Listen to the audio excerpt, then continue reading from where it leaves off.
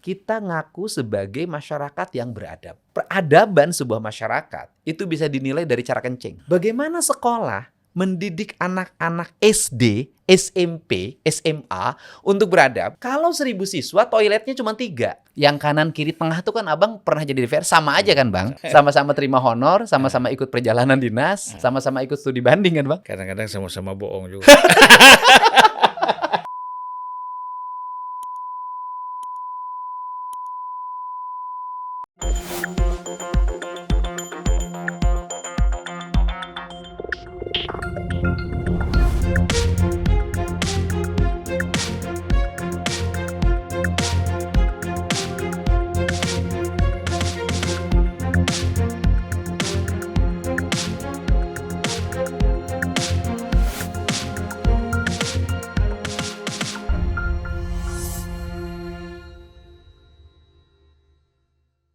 Bismillahirrahmanirrahim. Assalamualaikum warahmatullahi wabarakatuh. Waalaikumsalam warahmatullahi. Salam sejahtera buat kita semua, buat juga kepada seluruh para penonton Unpacking Indonesia dimanapun mereka berada. Nah, saya hari ini bersama dengan mantan Bupati Purwakarta periode 2008-2018 ya. 2 periode ya? 2 periode, 2008-2013, 2013-2018. 18, 2 periode ya. Deddy Mulyadi. Oh, KDM. KDM ini sebenarnya sudah sangat top, populer. Followersnya luar biasa ya. KDM, Kang Deddy Mulyadi. Jadi kalau kita ikuti YouTube-nya, kemudian Instagram-nya, ya, dan beberapa media sosial yang lain, followernya udah luar biasa. Lumayan. Ya. Jadi tidak heran dalam periode Pileg 2024-2029, Kang Deddy ini mendapatkan suara nomor 2 terbesar untuk seluruh Indonesia ya. Iya bang. Berapa ratus ribu tuh? 385 bang. Wah luar biasa itu. Berarti di dapil situ Gerindra dapat berapa kursi? 3 kursi. Dahsyat benar itu turun-turun semua. Apa ya kan? Itu kan terus kan? Nomor 1 terus ke nomor 3 kan? Iya. Masih cukup lagi untuk ke nomor 5. Iya, nomor 3. Oh ya dahsyat benar.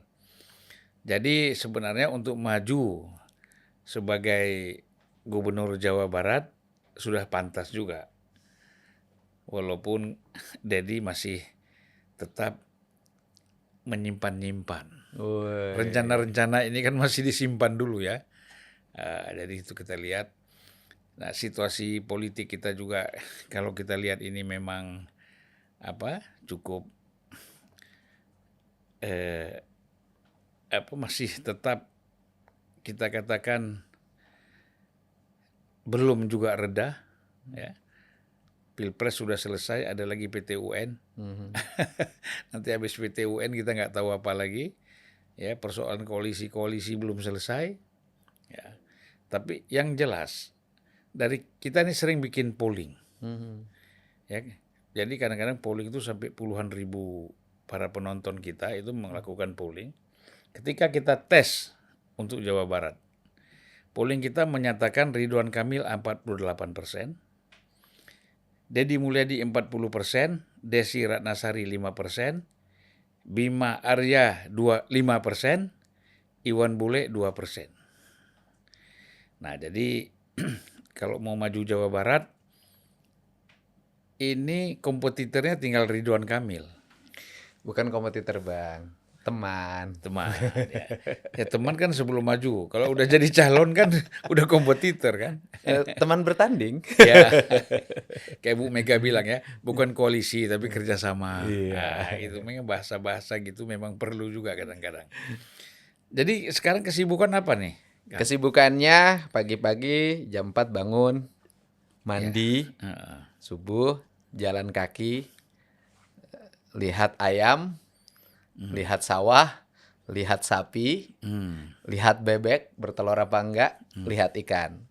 2 jam saya berjalan kaki sambil melihat seluruh areal pertanian dan peternakan saya. Dan Ya. itu bagian dari kebahagiaan hidup saya hari ini. Perlu tanah berapa hektar itu untuk ternak, ada sapi, ada Lokasinya jadi area sawah itu kan melingkar gini, saya jalan kaki Bang hampir 3 kilometer.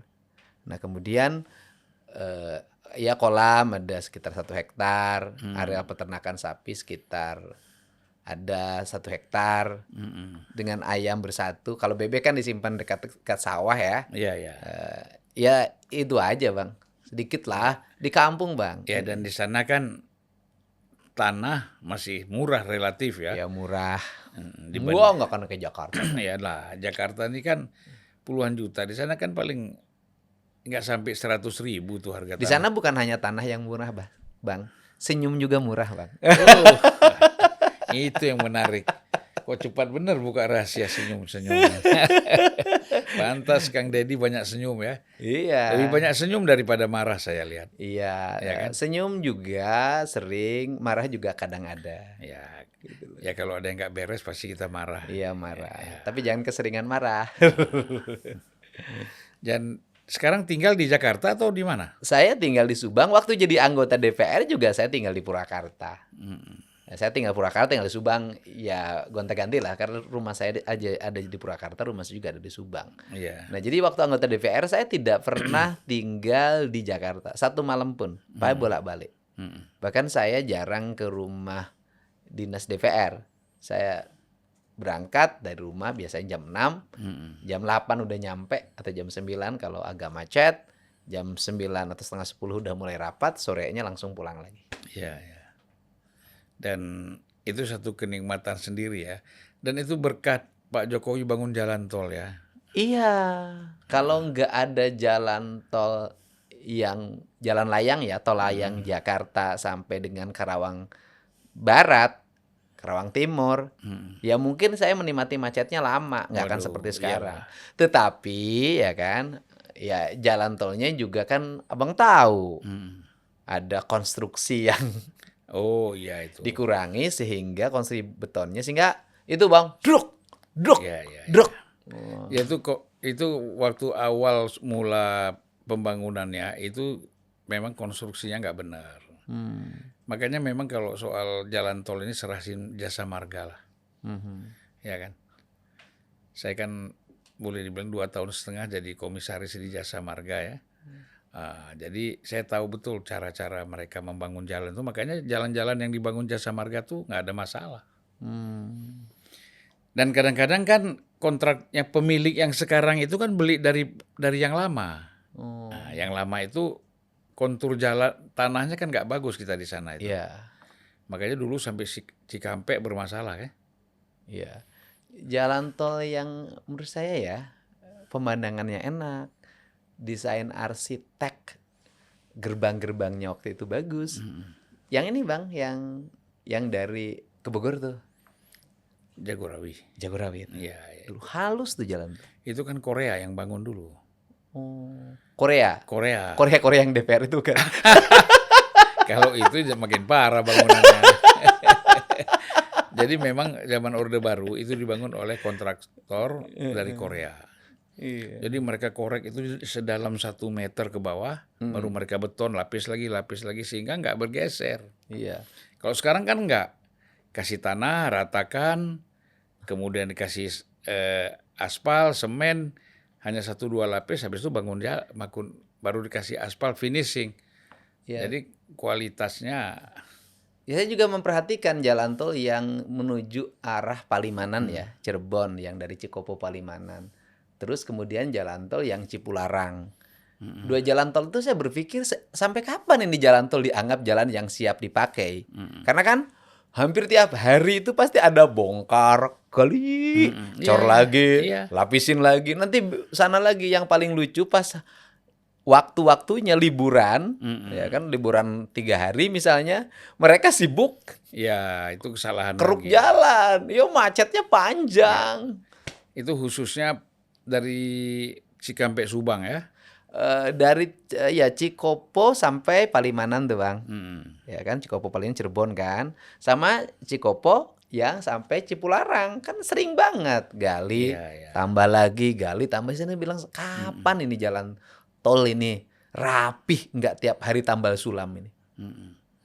Ya itu artinya memang ya semua pihak ya harus melakukan kontrol yang ketat kepada para pemilik jalan tol ya, supaya ini kan begini, orang kan bayar mahal masuk tol, ya kan harusnya pelayanannya kan, saya selalu bilang waktu saya komisaris di Jasa Marga, saya bilang kita ini pelayanan dan kita melayani orang bayar, orang bayar.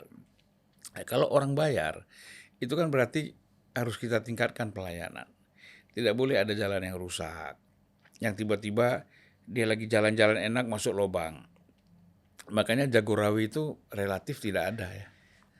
Terus pemandangan yang selalu saya temukan, karena saya sering berhenti bantu mereka Bang di jalan tol itu adalah truk yang pecah ban, kemudian mogok, dia harus buka bannya sendiri, nggak punya duit untuk ganti bannya. Nah itu pemandangan ya. Menurut saya ke depan tuh jangan dibiarkan seperti itu. Harus ada aspek yang bersifat sosialnya dari Jasa Marga. Dia patroli, dibantu dipinggirkan. Bila perlu Jasa Marga kalau ada dana CSR-nya, berikan pada mereka untuk mengganti bannya. Karena menimbulkan kemacetan, membuat mereka penderitaan. Udah truknya gede, harus buka ban sendiri, kadang-kadang susahnya luar biasa. Uang nggak ada, nunggu makan juga jaraknya jauh, nunggu tumpakan juga tidak ada.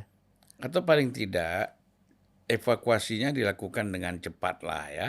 Artinya kan disiapkan kendaraan yang agak lebih besar, kemudian bagaimana caranya itu bisa dipindahkan dari jalan ke pinggir kan gitu. Iya. Solusi harus ada ya. Iya. Gitu. Jadi memang ngomong-ngomong kan 10 tahun ya. Iya. Menjadi bupati itu kan bukan waktu yang singkat. Dan mungkin perkembangannya orang juga melihat bagaimana Purwakarta sebelumnya dan bagaimana Purwakarta dipimpin oleh seorang Deddy Mulyadi misalnya. Itu kan kota yang sebenarnya sering kita lewati. Iya. Ya, walaupun ada jalan tol, kita biasa keluar Sadang, cari makan ayam segala macam kan. Ya relatif itu kota tidak ada macet lah kalau kita lihat, karena saya lihat itu sistemnya itu satu jalur ya. Iya. Satu jalur sampai sekarang. Nah, kira-kira waktu jadi bupati 10 tahun itu apa yang paling spesifik dialami itu? Iya, yang pertama saya nyelusin jalan tol. Kenapa saya cerita tentang jalan tol seperti itu? Kita mendeklir diri sebagai bangsa yang menjunjung tinggi sikap keadilan sosial bagi seluruh rakyat Indonesia. Saya ingin rasa keadilan itu bukan hanya ucapan dalam simbol-simbol kenegaraan kita, tetapi hadir dalam lingkup kehidupan. Saya ingin lihat sopir-sopir di jalan tol itu yang bannya pecah, yang sulit dia kehidupannya, itu negara hadir, perusahaan hadir untuk memberikan rasa adil bagi mereka. Itu pertama. Yang keduanya, bahwa ketika saya jadi bupati dulu, kan saya mulai dari wakil bupati dan anggota DPRD, Bang. Jadi saya anggota DPRD usia 28 tahun. Kemudian jadi wakil bupati saya usia 30 tahun, dilantik usia 31. Kemudian jadi bupati di usia 36. Itu bupatinya kemana? Kan pemilihan ikut. Kan 30. Jadi waktu wakil bupati itu bukan selesai, mengganti? 5 tahun. Selesai. Ikut pemilihan bupati. Pemilihan langsung. Nah, apa sih sebenarnya? Kalau saya sih memandang waktu itu ya, saya tuh selalu mengatakan guru ekonomi saya itu bukan ekonom. Guru ekonomi saya itu bukan profesor di bidang ekonomi. Guru ekonomi saya itu adalah ibu saya. Kenapa ibu dijadikan guru ekonomi? Karena ibulah yang mampu memanage keuangan rumah yang serba terbatas untuk biaya makan, untuk pakaian anaknya, untuk jajan anaknya, untuk sekolah anaknya, untuk perbaikan rumah keluarganya. Nah, dari seorang ibulah lahir anak-anak yang hebat dari kehidupan masyarakat yang miskin. Ya. Nah, bicara tentang anggaran, kalau kita bicara tentang teori ekonomi, itu nggak akan pernah bisa melahirkan postur anggaran yang berkeadilan. Tetapi kuncinya adalah kunci seorang ibu. Nah, apa sih ibu saya itu dulu Ibu Karsiti? Itu kan nggak sekolah, nggak bisa baca tulis. Tapi diserahin uang oleh bapak saya yang tentara pensiunan Praka ya, prajurit kepala Palang 3 itu. Ngelola 9 anak kok bisa sekolah dan kuliah. Dengan punya sawah hanya 1/4 hektar. Kok bisa? Karena kuncinya ibu itu meminis uang dengan baik. Bagaimana dia meminis uang dengan baik? Seorang ibu itu adalah, ibu saya tidak berpikir mengambil uang itu dulu untuk kepentingan dirinya. Maka yang dia pikirkan adalah kepentingan anak-anaknya. Begitu juga anggaran. Ketika kita memegang anggaran, kita tidak dulu berpikir untuk kepentingan kita. Iya. Rumah dinas, mobil dinas, perjalanan dinas, biaya makan minum, kemudian alat tulis kantor, jamuan tamu. Kalau itu dikesampingkan dulu, dikesampingkan bukan berarti hilang, itu dikecilin dulu, diutamakan dulu apa yang menjadi kebutuhan rakyat. Apa kebutuhan rakyat? Saya waktu itu pakai istilah sederhana. Jalan lecir, cai ngalir, beteng buncir, huntu nyengir. Itu bahasa Sunda. Karena kita berhadapan dengan masyarakat. Diterjemahkan dong. Ya, berhadapan dengan masyarakat yang harus mudah kita menyampaikan dan bisa dipahami. Jalan lecir artinya jalannya mulus, berbeton dan berhot mix sampai pelosok desa. Kemudian cai ngalir artinya airnya mengalir dari gunung sampai ke laut. Sawah-sawah terlewati. Kalau dalam istilah orang Sunda itu kan gunung kudu awian, lengkop kudu balongan, lebak kudu sawahan. Ini kan dianggapnya bahasa mistik. Padahal ini adalah bahasa tata ruang dan ini bahasa sains. Cuman diucapkan oleh orang tua kita dulu yang tidak so akademis. Gitu kan. Gunung kudu awian artinya hutan harus utuh. Lengkop kudu balongan, bendungan-bendungan harus terisi dengan air. Kemudian lebak kudu sawahan, airnya harus mengalir ke sawah-sawah.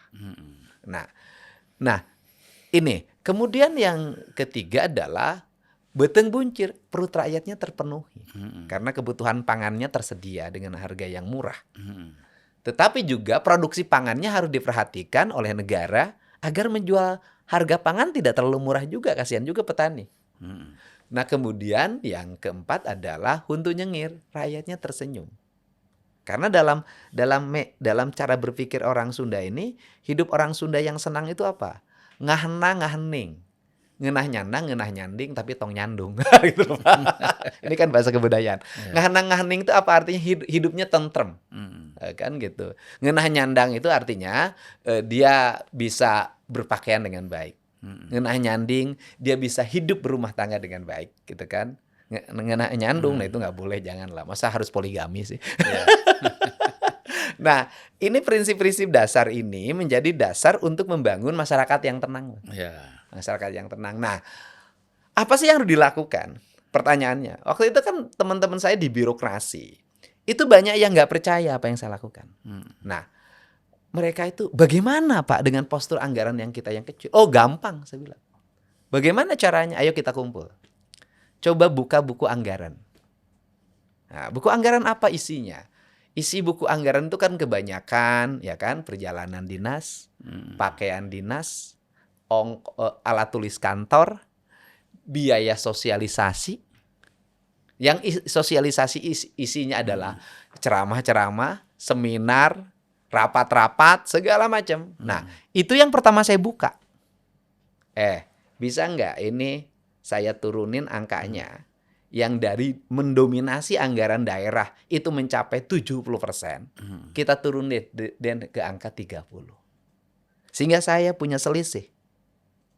Nah, sehingga di postur anggaran waktu itu, Jalan Lecir dulu berapa sih alokasinya sebelum saya jabat? Itu 20 miliar. Di tahun 2008. Kemudian dirubah menjadi 200 miliar. Itu berapa kali lipat itu? 1000% ya? Kemudian air ngalir, anggaran irigasi segala macam mengalami kenaikan tajam. Efisiensi ini membuat perencanaan pembangunan mana prioritas yang pertama dilakukan? Infrastruktur jalan kita bangun. Sekolah, saya punya gagasan waktu itu. Kita ngaku sebagai masyarakat yang beradab.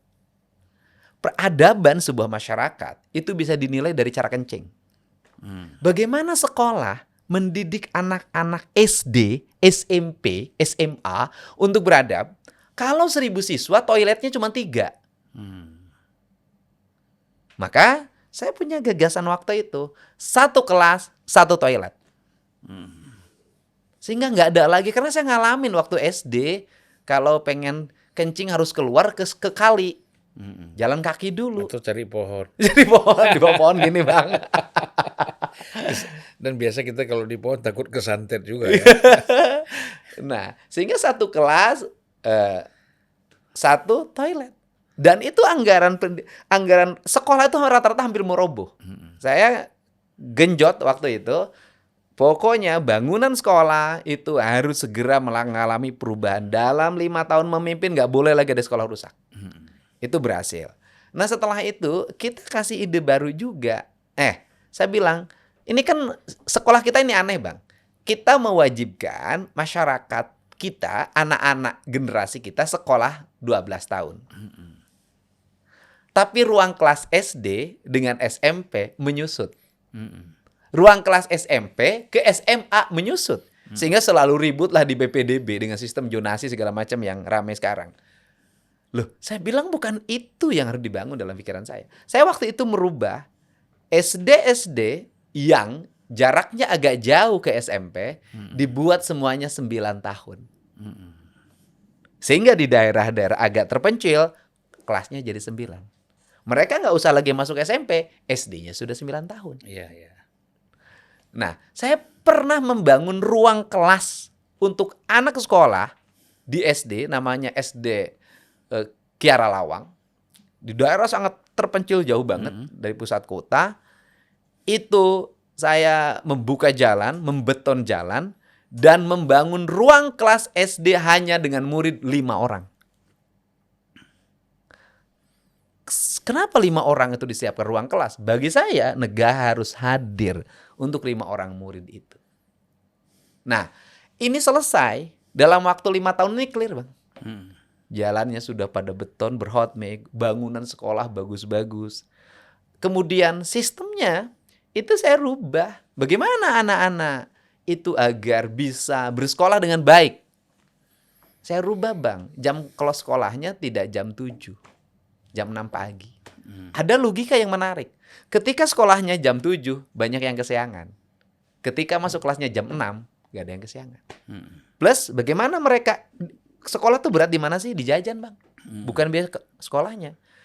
Anak-anak harus bawa nasi ke sekolah. Dimasakin oleh orang tuanya. Apa tujuan agar orang tuanya memasak untuk anak-anaknya? Biar doa ibunya pagi-pagi bangun membuat masakan bagi anaknya.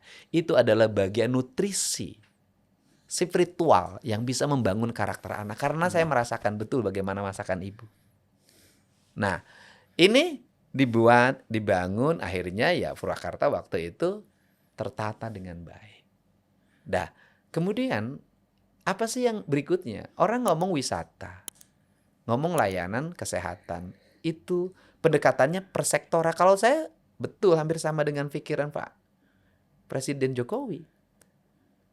Buka keterisoliran, buka ketertinggalan dengan satu, bangun infrastruktur.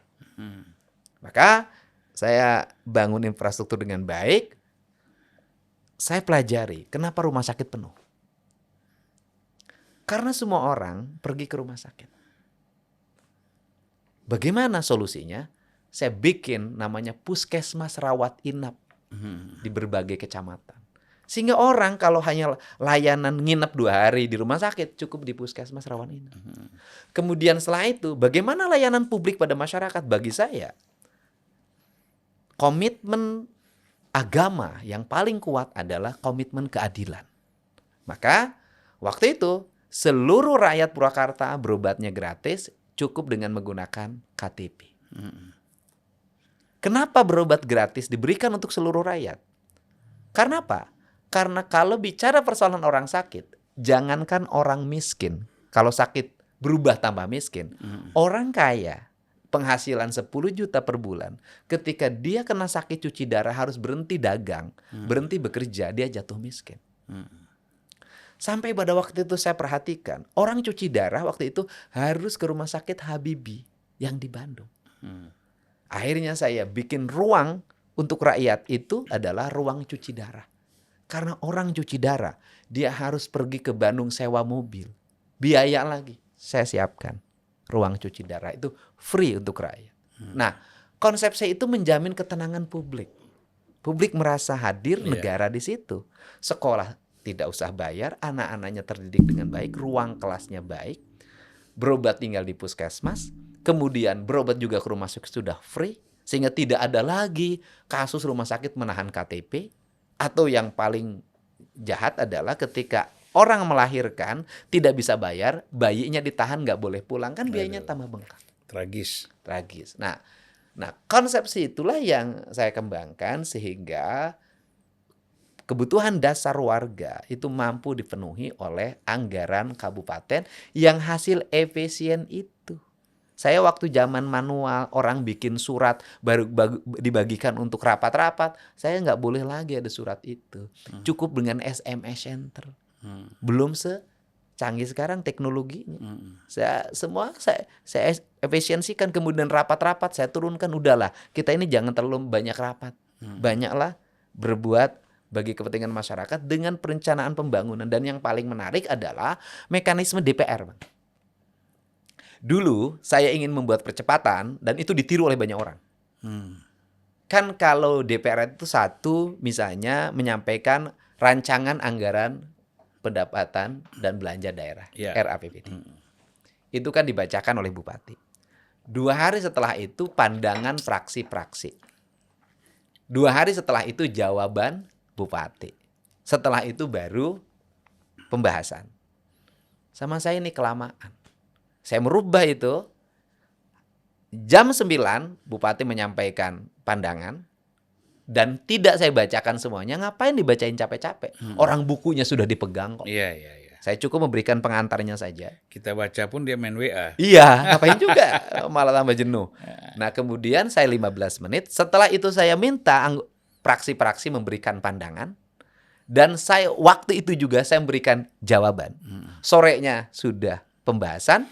2 hari setelah itu sudah paripurna. Efisiensi waktu itu sangat cukup untuk melakukan percepatan pembangunan. Dan di APBD saya tidak pernah ada silva. Berapa APBD-nya? Saya ngalamin dari mulai angka 800 sampai 1,4 triliun. Dan selalu saya buat kalau anggaran 800 miliar, saya bikin anggarannya 1 triliun. Untuk apa? Karena dalam sisi teknis, di perjalanannya itu banyak yang tidak dipakai. Di perjalanannya itu kan kalau tender kan ada sisa tender yang tersisa. Makanya saya sudah hitung. Jadi kalau 800 saya bikin 1 triliun. Seluruh pekerjaan saya targetkan bulan Juni harus sudah selesai. Bulan Juni harus sampai lagi ke bulan Juli sudah perubahan anggaran. Di perubahan anggaran itu sudah lagi angka-angka ini yang sisa saya sudah masuk di perubahan. Jadi dalam setahun, waktu saya memimpin dari tank Januari sampai Desember tidak ada berhentinya sebuah kegiatan pembangunan untuk publik. Jadi mungkin dengan pengalaman itu ya, karena kan ini sudah dicoba ketika menjadi gubernur, dan kemungkinan kan insya Allah kalau jadi jadi bupati, insya Allah setelah jadi gubernur nanti ya bisa diterapkan lagi dengan skala yang harus lebih luas ya. Dan lebih mudah, karena anggarannya lebih besar, dan gubernur itu kan tinggal orkestrasi para bupati. Anggaran-anggaran ini tinggal dialokasi. Jadi petanya begini caranya. Kan Provinsi Jawa Barat bisa dilihat di data BPS. Apa yang menjadi kelemahannya. Karena apa yang menjadi kelemahannya, maka kita harus bikin titik target. Kapan problem ini selesai? Secara umum, yang menjadi kelemahan satu, infrastruktur jalan yang belum merata ke seluruh pelosok. Nah, sehingga kan nanti ada yang disebut dengan evaluasi anggaran daerah, kabupaten kota. anggarannya dimasukkan, dilihat di daerah ini mana jalan yang jelek, mana irigasi yang jelek, mana sekolah SD yang jelek, mana sekolah SMP yang jelek, mana puskesmas yang jelek, mana rumah sakit yang belum lengkap. Diidentifikasi berapa kebutuhan biayanya. Anggaran kabupatennya efisienkan untuk itu. Fokus untuk apa yang menjadi kebutuhan rakyat itu. Kemudian anggaran pusat fokuskan ke situ. Nanti provinsi juga memfokuskan ke situ. Kalau 3 komponen ini sama-sama memfokuskan pada satu arah yang sama, pembangunan ini hanya butuh waktu 2 atau 3 tahun selesai masalah-masalah dasar pembangunan. Ya, ke depannya tinggal bagaimana perawatan ya, Iya. mengatasi kekurangan-kekurangan ya. Iya, dan harus mulai berpikir ke arah investasi. Kan kita ini Bang, kalau pembangunan, kalau kita buka di anggaran, baik pusat maupun daerah, anggarannya itu juga. Kalau bicara stunting, sosialisasi stunting, rapat-rapat stunting, studi banding stunting. Itu aja. Nanti 20 tahun ke depan itu juga. Karena kan gini, kepala dinas itu kan menugaskan menyusunnya itu kepada sekretaris. Sekretaris menugaskan kepada kepala bidang. Kepala bidang menugaskan kepada kepala seksi.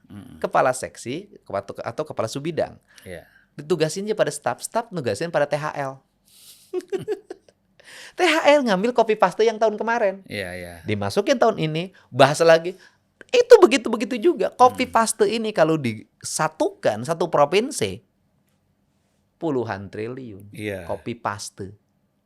Nah kalau itu dibuat rencana yang jelas, kita udah akan sampai pada titik pembangunan selesai, uang pendapatan terus masuk, kita mulai harus berpikir berinvestasi.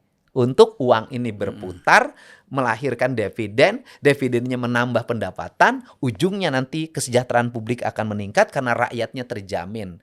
Terjamin kelahirannya, terjamin pendidikannya, terjamin ketika sakit, dan menurut saya harus berpikir yang berikutnya adalah menjamin hari tuanya. Ya kalau kita lihat ya, Jawa Barat ini kan satu daerah yang sangat luas. Ya. Kedua, penduduk terbesar Ya. di seluruh Indonesia. Ya. Nah, ada 60 juta sekarang? 40-an. Kok 60? 40 ya? Ya. Jadi kalau kita lihat di situ memang tentu tingkat kemiskinan, tingkat pengangguran ya, itu kan masih tinggi juga ya. Dan gini Bang, ini angka penduduk kita ini kan nggak pasti. Kenapa nggak pasti? Kan berdasarkan sensus. Ya. Sensus yang 2 tahun yang lalu baru digunakan untuk penyusunan APBD sekarang. Gimana up to date? Kan ke depan harus dirubah, nggak begitu lagi. Menurut saya, misalnya di Jawa Barat, kan tinggal link teknologinya, digitalisasinya harus sampai ke desa. Kemudian kalau sudah desanya desa digital, maka para ketua RT tingkatkan kesejahteraan publiknya. Buat dia pendidikan untuk bisa update. Update sekarang kan nggak usah pakai perangkat yang tinggi-tinggi, cukup pakai HP. Dia setiap hari, setiap RT harus ngecek siapa yang lahir, siapa yang meninggal. Siapa yang menikah, siapa yang berpisah gitu loh Bang. Kan harus cek. Nah kemudian setelah itu kan tinggal masukin aplikasi, masuk dalam sistem data. Bapeda provinsi itu tinggal begini tiap hari, dia sudah bisa membaca jumlah penduduk provinsi Jawa Barat per hari. Per hari, per jam, per menit, per detik. Problemnya apa yang harus dikerjakan. Iya, kalau sekarang kan nunggu BPS Bang, sensus penduduk ya gimana? Bisa jadi kan nggak pas, hari ini ada yang meninggal, yang melahirkan. Nah ini yang mengakibatkan perencanaan tidak pernah tepat. Sensus penduduk biar aja untuk pemilu aja, data pemilu. Nah itu boleh. Ya kan? Jangan data untuk menyelesaikan persoalan pengangguran dan Iya, kemiskinan. data pemilu juga nanti ke depan tidak perlu lagi kalau sudah sistem RT sudah bisa klik dalam setiap waktu. Kan tinggal masuk tabulan data, tinggal dilihat berapa yang umur 17 tahun ke atas, berapa yang 17 tahun ke bawah. Selesai.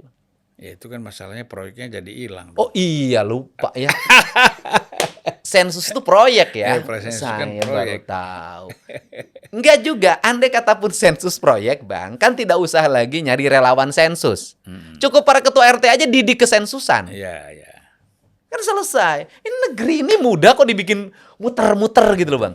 Tadi saya lihat di Pak Jokowi itu marah-marah ya. soal terlalu banyak aplikasi-aplikasi itu. Lah itu. Berapa dia bilang? 27.000 Karena aplikasi. aplikasi itu proyek, Bang. Proyek aplikasi. Aduh, ini. Itu bisa kabupaten, Nah. setiap dinasnya punya aplikasi. Tapi begitu dikonekkan aplikasinya, nggak klik. Jadi khusus misalnya untuk Jawa Barat ya. Satu aplikasi aja. Ya. Atau se-Indonesia, nggak apa-apa. Kan toh sama aja sumbernya kan, tinggal Iya. klik. Tetapi harus hati-hati juga. Sistem data yang berbasis digital itu dengan perangkat kita yang masih terbatas, daya tampungnya masih terbatas, malah bisa jadi lambat. Ya. Sistem surat elektronik nanti masuk dalam sistem data ke perizinan. Aduh, mohon maaf, nggak bisa diproses. Hang! Ya, dia ngantri, uploadnya terlalu panjang, nggak kuat. Lama jadi Ya. lama juga sebenarnya. Ya, artinya kan problemnya kan harus diatasi. Persoalan teknologi ini kan persoalan Iya. peningkatannya aja kan. Iya.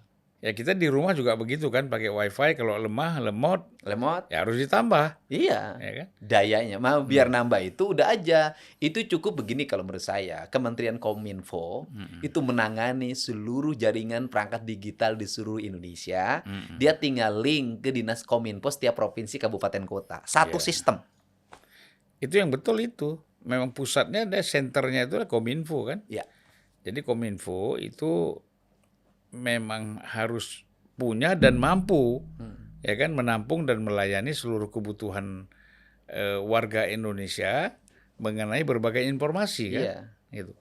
Jadi kalau sekarang kan terlalu banyak ya. Itu yang problem. Dan jangan lupa pula pemerintahnya, pemerintah daerah, provinsi, jangan terjebak pada senangnya memamerkan ruangan dengan perangkat digital yang gede banget, bisa dilihat orang nonton, tapi fungsinya tidak ada yang klik pada kebutuhan. Iya, iya, iya. Gitu loh. Kan banyak juga yang, oh hebat ya ruangan digitalnya nih, gitu loh. Tapi, Sementara tidak menjawab persoalan. tapi persoalannya tidak bisa jawab dengan ruang digital itu. Misalnya begini, ruang digitalnya gede banget, keren banget, tapi ada ambulan bawa pasien ke rumah sakit, keliling ke seluruh rumah sakit penuh, akhirnya meninggal di jalan. Nah, ruang digital itu buat apa? Ya, itulah. Ada pencurian, kemudian pencurinya lari kemana-mana, kemudian ruang digitalnya tidak bisa membaca pencuri itu, dipoto, akhirnya bisa ditangkap dengan mudah gitu loh. Jadi KDM. KDM. Ini kalau kita lihat problem Jawa Barat ini ya, selama ini bagaimana melihat? Ya kita tidak juga bisa menilai kinerja personal seorang gubernur ya. Tetapi kan kita ingin melihat situasi Jawa Barat sekarang ini bagaimana? Ya menurut saya gini Bang, pemimpin di Jawa Barat itu kan harus bisa memahami ruang rohani masyarakat Jawa Barat. Disebut ruang rohani masyarakat Jawa Barat itu adalah ruang apa sih yang menjadi kegelisahan warga Jabar yang ada dalam pikirannya. Apakah warga Jabar gelisah itu karena kurang piknik? Gitu loh. Gitu loh. Apakah warga Jabar gelisah itu misalnya karena kurang selfie? Kan yang menjadi bahasa mengemuka di media sosial kan problem itu. Kalau menurut saya warga Jabar itu gelisah itu satu, jalan-jalan di daerah-daerahnya masih jelek. Ada yang pergi ke sekolah harus berjalan dengan jarak yang cukup jauh dengan terjal. Yang kedua, warga Jabar itu masih ada daerah yang kalau sakit pergi ke puskesmasnya harus ditandu. Ada nyebrang kalinya. Kemudian juga warga Jabar itu kalau dioperasi di rumah sakit rujukannya hanya satu-satunya Hasan Sadikin yang menjadi harapan bagi seluruh rakyat Jabar. Sedangkan daya tampungnya juga punya keterbatasan sehingga di rumah sakit sudah persis kayak di terminal stasiun atau terminal bis. Karena terlalu banyak orang. Nah itu kan kegelisahan. Warga Jabar tuh gelisah ketika istrinya di rumah sakit, anaknya di rumah sakit, dia nggak sanggup nungguin di rumah sakit karena nggak ada biaya untuk nungguinnya dia makan. Karena dia berhenti ngebecanya, nyangkulnya. Warga Jabar tuh gelisah ketika anak-anaknya takut tidak diterima di sekolah yang terdekat. Rumah sakit umumnya cuma satu. Sebenarnya rumah sakit yang di Bandung itu Hasan Sadikin itu rumah sakit pemerintah pusat, Kemenkes, bukan rumah sakit provinsi. Kalau kayak di Jakarta tuh ada kan? Pasar Rebo, ada Pasar Minggu, ada di sana kan ada juga pasti. Iya, jadi sebenarnya rumah sakit tuh ya intervensinya begini. Kan setiap daerah sudah punya rumah sakit tuh, Bang. Mm-mm. Pemerintah provinsi nggak mesti juga bangun bangunan baru menurut saya. Ya, Tinggal di rumah sakit itu ditambah kapasitasnya. ya.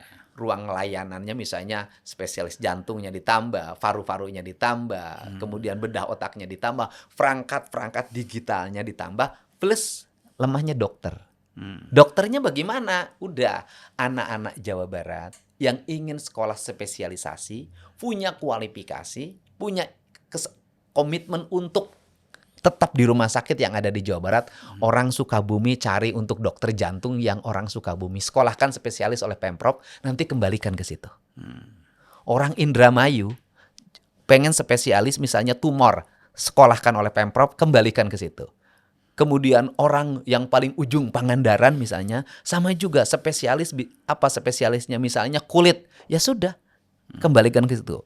Orang Cirebon kemudian dia adalah spesialisnya adalah rahim, spesialis kebidanan rahim, balikin situ. Kan cukup duit ini untuk memfokuskan pada apa yang menjadi kebutuhan. Iya, iya. Spesialis 3 tahun bisa kelar kan atau 4 tahun? Ya, artinya kan semacam kedinasan ya. Iya. Mereka ada pengabdian beberapa tahun lah. Iya. Ya. Nggak harus di situ aja komitmennya. Iya. Setelah menjadi dokter spesialis nggak boleh geser dari rumah sakit itu.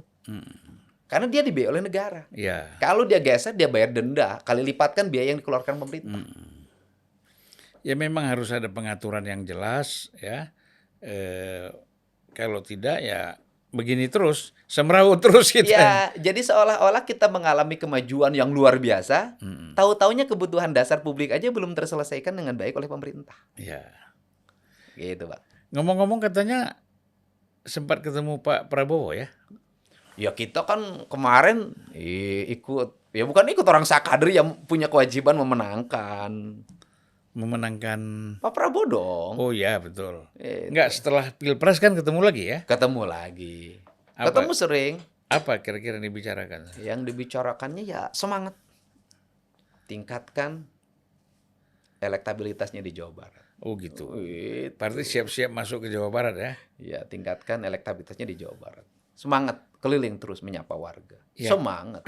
Kalau di kita aja sudah 40%, paling tidak rata-rata di media sosial lainnya itu juga segitulah. Dan saya ini di Jawa Barat, Bang, tidak capek mungkin kayak politisi lain ya. Harus membuat jadwal kunjungan, membuat televisi. Saya itu tiap hari hanya tinggal memenuhi undangan-undangan yang via WA dari warga di seluruh Jawa Barat. Ada yang nikahan di Tasik, ada yang hajatan desa di Sukabumi, ada yang nyunatin di Cianjur. Ya saya tinggal itu aja tiap hari. Udah nggak usah ngapa-ngapain, tinggal datang ke situ biar udah ribuan orang hadir. Kalau gitu-gitu perlu asisten nggak? Asisten? Nah, Nggak usah lah Bang, sendiri aja cukup. nggak, kalau perlu asisten saya jadi asisten. Kita belum, gaji abang berapa, nggak akan kuat. Nggak usah digaji lah. Waduh. Kan tadi kita kan mau lihat yang legir-legir apa gitu kan? Ngenah nyanang, ngenah nyaning tapi tidak boleh nyandung Bang. Luar biasa. Jadi memang apa? Pak Prabowo ini serius ya soal Jawa Barat ya. Serius, Dan Bang. kemarin menang kan beliau kan? Pak Prabowo tidak pernah kalah di Jabar Bang. Ya, 3 kali pemilihan menang terus. Menang terus ya. Iya, menang terus. Pak Prabowo ini dicintai warga Jabar. Cuman Gerindranya ya agak turun ya. Iya, Gerindra DPR RI-nya kemarin naik di tempat saya 1. Tempat saya naik 1 Bang. Ya. Hilang di Garut 1. Kemudian yang ya hilang di Garut 1 kalau nggak salah. Tasik? Hilang di Bandung 1. Bandung ya. Iya, hilang. Iya, Garut Tasik. Hilang di Bandung Barat 1. Jadi itu. Jadi kurang 3 kursi ya. Jadi hilang 2, nambah 1. Memang pada periode yang lalu juga tetap PKS ya pemenangnya ya. Enggak. Kalau pemenang provinsinya Gerindra. Oh gitu. Provinsi enggak, kalau nasionalnya DPR RI? DPR RI Golkar. Oh Golkar. Yang lebih ya? banyak Golkar 17, Gerindra 16. PKS? PK saya kurang ini. Tapi di bawah lah. Nggak pasti. update di bawah. Nomor 3 lah Iya, nomor barangkali 3. ya. Luar biasa. Dan artinya bagaimanapun kan share-nya KDM kan pasti ada ya. Ya itu nambah 1 Bang. Di dapil. Jadi layak lah kalau Gerindra ini nanti mencalonkan KDM sebagai cagup Iya. cagup Jawa Barat dengan tantangan juga yang sebenarnya tantangan itu besar ya. Bukan jangan kita bilang nggak ada tantangan Jawa Barat. Oh iya. Tetapi kan pola penanganannya yang harus diselesaikan kan kayak seperti Iya. dijelaskan tadi kan. Ya sebenarnya keinginan yang dimiliki dalam diri saya untuk memberikan warna bagi pembangunan di Jawa Barat ini adalah bagian dari ucapan terima kasih saya pada warga Jabar yang sudah 3 periode pemilu berturut-turut itu memenangkan Pak Prabowo. Kan ini kan harus dibalas dengan Apresiasinya harus ada. apresiasi pembangunan yang membuat mereka itu menjadi bangga Iya, iya. ketika dipimpin oleh Pak Prabowo. Dan saya ingin menjadi orang yang berpartisipasi mensukseskan kepemimpinan Pak Prabowo itu. Ya paling tidak melanjutkan Pak Jokowi lah ya. Pak Jokowi walaupun kalah di Jawa Barat kan dia perhatian kan tidak pernah berubah Pak ya. Jokowi tidak pernah membangun didasarkan pada keterpilihannya. Sumatera Barat dibangun terus. Kalau kita lihat situasi politik di Jawa Barat. Kemarin kan di Purwakarta agak rame tuh. Waktu masih menjabat bupati kan. Ya, Ada penghancuran patung lah segala macam ya. Nah, waktu kemarin itu, waktu pileg itu dialami nggak itu? enggak, udah hilang Bang. Hilang. Isunya udah nggak ada. Apa sih kalau kita kan kalau dengar dari media kan nggak terlalu menarik Masalahnya politik aja. ya. Gitu. Iya, politik aja. Apa persoalan? Ya persoalannya adalah orang yang berseberangan dengan saya kalah dalam pilkada itu menggunakan isu agama sebagai sentimen. Jangan-jangan di Jawa Barat muncul lagi nanti itu. Menurut saya sih rasionalisasi publiknya sudah berbeda Bang. Dengan dulu ya. Publik hari ini sudah mulai publik yang tersadarkan. Iya. Tapi kalau masih untuk ngangkat isu-isu yang diarahkan pada saya, seperti dulu pernah ada oknum wartawan yang bikin video seolah-olah rakyat itu disuruh saya masuk ke dalam gua minta-minta agar saya menang pemilu. Ada tuh yang bikin. Oh gitu ya. Ada yang bikin. Tapi kalaupun ada yang bikin begitu udah nggak akan laku. Sekarang. Karena apa? Karena publiknya punya kedekatan emosinya dengan saya Bang. Iya, iya. Beda. Kalau dulu kan belum sedekat ini dengan warga Jabar. Ya, jadi kalau kita melihat langkah-langkah politik ke depan, ya dengan saya yakin betul lah KDM pasti maju itu nanti sebagai calon gubernur, ya. Lalu ini kan semakin santer nih, Kang RK ini maju di DKI, ya kan? Nah berarti ini mulus sekali nanti jadi. Iya, saya kan tidak mau berandai-andai. Semuanya saya serahkan pada Pak Prabowo Subianto sebagai presiden terpilih dan juga sebagai ketua umum. Dan ketua Dewan Pembina Partai Gerindra untuk mengambil seluruh keputusan apapun dan saya yakin keputusannya adalah keputusan yang didasarkan pada kepentingan bangsa dan negara. Ya, satu rasional, kedua memang melihat kondisi ya. Dan kalau dilihat dari kondisi kan udah jelas lah menurut saya ya. Dan kalau kepentingan nasional kan KDM nggak usah diragukan lagi kan. Sudah pernah melawan kelompok yang paling ekstrim, ya kan, yang paling kanan. Cuman kan kiri nggak ada sekarang, jadi nggak ada yang dilawan. Kiri ada Bang. Oh ada juga? Ada kalau misalnya kita tentara tuh baris kiri Bang. Makanya ini memang kalau kita lihat di di masyarakat kita ini memang macam-macam ya. Mas Dedi kalau membaca situasi politik kita sekarang seperti apa ini? Landai aja Bang menurut saya. Iya memang landai, tapi seperti apa kira-kira pandangan? Ya kalau menurut saya pertama ya politik agama sudah tidak lagi menjadi isu dominan dalam politik hari ini. Publik hari ini sudah mulai publik yang terasionalkan.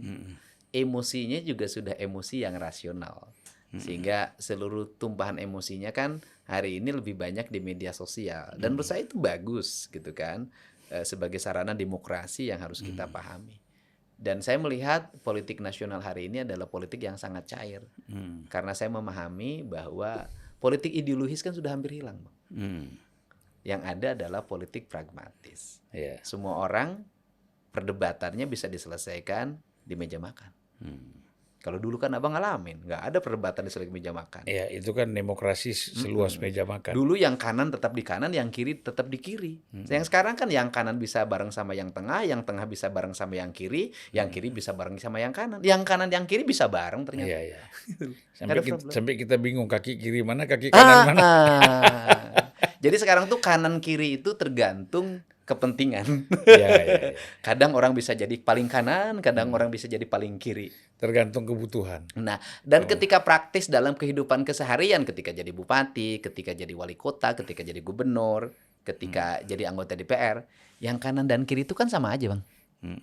Yang kanan, kiri, tengah itu kan abang pernah jadi DPR, sama aja kan, Bang? Sama. Semuanya setuju. Setuju, sama-sama terima honor, sama-sama ikut perjalanan dinas, sama-sama ikut studi banding kan, Bang? Kadang-kadang sama-sama bohong juga. Jadi yang membedakan tuh apa sih yang kanan sama yang kiri itu? Kita kekeh pada itu gitu. Iya. Ya kalau sudah masuk DPR semuanya cair memang. Cair. Ya. Makanya orang mau ribut-ribut sekarang bicara persoalan koalisi kiri ini kanan. Di DPR itu semuanya cair. Nggak ada masalah kan?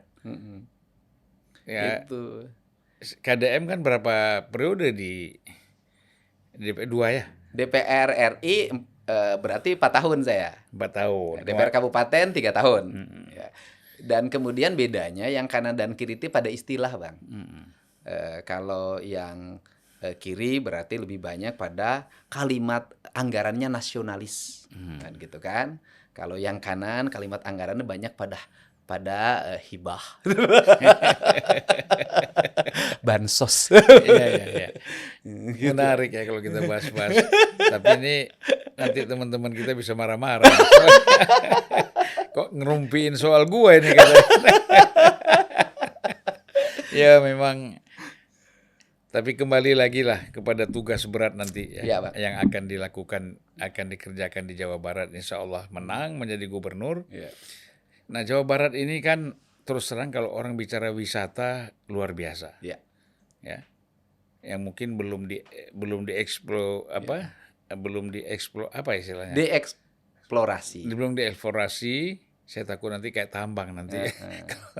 Ya, kalau tambang kan istilah eksplorasi. Eksploitasi kalau tambang. Ya. Jadi ini yang belum dikembangkan lah. Belum diekspos. Iya. Saya kira kita memang ingin mendapatkan semangat dari KDM ya, bahwa mungkin bisa dijelaskan yang paling potensial di Jawa Barat itu untuk ekonomi itu apa? Iya, sebenarnya Jawa Barat itu kan daerahnya subur ya, Bang ya. Dari ujung ke ujung itu semuanya tertata dengan rapi. Kalau menurut saya sederhana ya. Konsepsi pariwisata itu kan ada konsepsi investasi dalam bentuk modal yang dibuat oleh para pemodal kan ada konsep yang bisa dikembangkan di setiap desa. Kan begitu. Yang untuk modal kan nggak usah diceritain. Asal ada tempat, izin cepat, lahirlah modal ke pariwisataan. Tapi yang paling saya itu kan sangat terinspirasi sama desa-desa yang ada di Jepang, desa-desa yang ada di Belanda.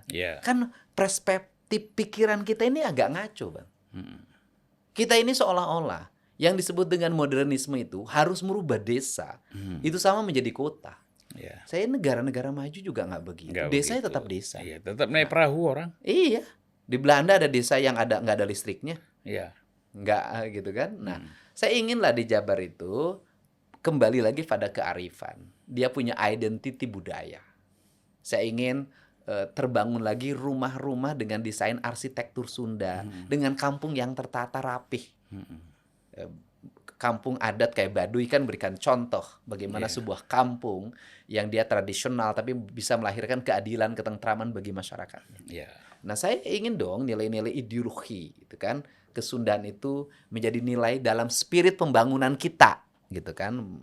Bukan menjadi ritualitas, tetapi menjadi spirit untuk membangun masyarakat. Ya, Saya ingin di pinggir-pinggir hutan, di hulu-hulu sungai, itu dibangun kampung-kampung yang tertata. Yang dimana masyarakatnya bisa hidup tanpa harus merusak hutan. Bisa hidup tanpa harus mencemari sungai. Caranya bagaimana? Caranya gampang, Bang. Karena saya pernah melakukan itu. Jadi saya pernah punya kampung di Purwakarta itu namanya Kampung Tajur, Bang. Kampung Tajur itu di kaki gunung Bukit Burangrang, Gunung Burangrang. Masyarakatnya tuh nyuri kayu. Saya tuh tidur beberapa malam di situ nungguin agar tidak nyuri kayu. Habis itu saya ingat betul, mudah-mudahan Bu Tuti masih sehat ya. Namanya Bu Tuti, kemudian dia dosen dari Trisakti. Dosen. Dia ketua Persatuan Arsitek Indonesia. Kemudian kita bertemu. Kemudian dibuatlah namanya Kampung Tajur. Rumahnya didesain arsitektur Sunda. Dibuat di pinggir gunung. Kemudian di kampung itu punya ruang untuk interaksi dengan orang kota. Anak-anak dari Jakarta. Setelah dibangun kampung itu, kalau semesteran 10.000 orang datang ke situ, nginep di situ, kemudian apa yang terjadi? Ekonominya meningkat, gunungnya aman, tidak lagi pencurian kayu. Nah, apa yang harus dilakukan terhadap itu?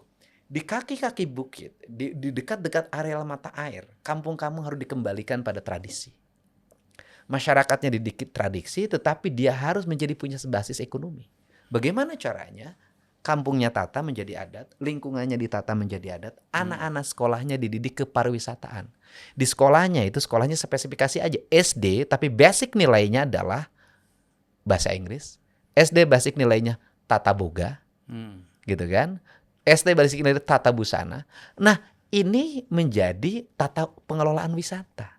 Sehingga nanti anak-anak SD ini ketika di rumah dia menerima tamu-tamu dari kota, istilahnya homestay di situ, dia bisa nyiapin makanan dengan baik, dia bisa menata makanan dengan baik, dan sekaligus juga kalau ada turis asing, dia bisa berbahasa asing dengan baik. Maka ekonominya, pariwisata akan punya efek pada publik. Kenapa? Karena uangnya jatuh ke setiap rumah-rumah. Nah kemudian bagaimana yang berikutnya? Ini konsep reboisasi. Kalau konsep reboisasi pakai pola-pola proyeknya akan selesai-selesai, Bang. Kenapa? Karena itu ada upacaranya, ada tendanya, ada sound systemnya, ada kemudian nanti anak ini yang punya gubernur, ini bupati, ini dikasih nama itu semua. Selesai nanam ditinggalin, besok dimakan kambing. Bagaimana caranya? Sudah saja rakyat di situ dikasih ruang areal hutan yang harus dia tanamin. Secara terus-menerus dia urus. Di Pemda itu kan ada tenaga harian lepas itu. Ya sudah aja, rakyatnya di situ dimasukin sebagai tenaga harian lepasnya pemerintah untuk nanganin hutan dan mata air. Gaji lah misalnya per bulan 2,5 juta. Tugasnya adalah per orang satu areal, nanti tinggal dilihat di kantor gubernur, tinggal dilihat di foto satelitnya kan kelihatan dia berhasil atau tidak. Kan gitu. Nah kemudian nanti kalau hutan yang gundul itu sudah besar, maka turunkan itu sapi, turunkan kambing, turunkan domba, turunkan kemudian kerbau, kasih GPS, Bang. Dilepasin hutan yang sudah besar itu. Kemudian nanti kan tinggal anak-anak yang berbasis teknologi itu kan bisa kelihatan sapinya berada di mana. Dan nanti bisa, itu balik lagi kayak desa di Jawa Timur, saya lihat begitu. Nanti bisa dia balik setiap sore ke kandangnya.